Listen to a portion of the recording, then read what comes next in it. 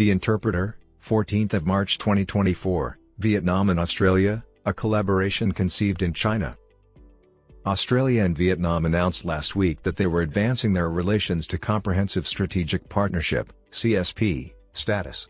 This is the culmination of 6 years of progress since their Strategic Partnership (SP) declaration in 2018. Relations between the two middle powers in the Indo-Pacific have significantly advanced since the Vietnam War. Without a commitment to mutual defense, SPs bind partners to increased cooperation on shared concerns and interests across various domains. CSPs, which are expanded agreements that build upon SPs, have a military dimension on average. The CSP with Vietnam is an element of Australia's concerted effort to strengthen its Asian alliances during both the Labour and Liberal administrations. By the time the Morrison government vacated office in 2008, the number of SPs with Asian countries had escalated from 1 during the Rudd administration to 10. Recent instances encompass a comprehensive strategic partnership established in 2021 with ASEAN and a strategic partnership established with the Philippines in 2023. China and Australia inked a CSP in 2014. Due to their adaptability, these alliances may initially be established with particular objectives but subsequently evolve to fulfill entirely different intentions. One example is the objective of de-risking Australia's relations with China. Japan invited Australia to participate in the G7 summit in Hiroshima in July 2023. Notably, Prime Minister Anthony Albanese endorsed a joint statement by the G7 leaders emphasizing the importance of de-risking trade relations with China. In March 2023, European Commission President Ursula von der Leyen delivered a keynote address advocating for de-risking rather than decoupling as Beijing entered a new era of security and control. This was the genesis of the term de-risking.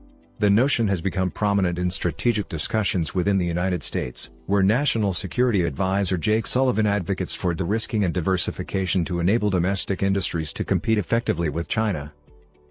A nation's gradual endeavor to reduce the risks associated with economic interdependence with another is known as de-risking. Decoupling, conversely, refers to an abrupt and total disconnection of economic connections, potentially resulting in adverse consequences for both parties involved. Nevertheless, the interpretation of de-risking is highly contingent upon one's vantage point. Some consider it a viable approach to safeguarding economies and expanding strategic options. Others think it to be decoupling by an alternative moniker. The proposed institution of a ministerial dialogue on energy and minerals to drive cooperation in energy and resource sectors, including critical minerals supply chains, is the most glaring indication of de-risking in the Australia-Vietnam CSP. Recent investments by Blackstone Minerals and Australian Strategic Minerals in Vietnam's abundant critical mineral deposits, estimated to be the second largest in the world after China at 22 billion tons, coincide with the CSP. Vietnam has observed a growing inclination towards Australia as a supplier of coal and LNG. Despite both nations having pledged to achieve net zero emissions by 2050, Australia intends to assume a proactive role in supporting Vietnam's just energy transition, which seeks to strike a balance between net zero emissions and the country's objective of achieving complete development by 2050. Specifically, Invested, Australia's Southeast Asia Economic Strategy to 2040, an initiative of the Albanese government, aims to furnish Hanoi with the technological prowess, natural resources, infrastructure, and expertise necessary to achieve its long-term objectives. Additionally, higher education can benefit from de-risking. To reduce their reliance on China and India, Australian universities have begun to consider Vietnam as a profitable source of students. From 2022 to 2023, the number of Vietnamese pupils pursuing education in Australia rose by 46%, reaching nearly 33,000.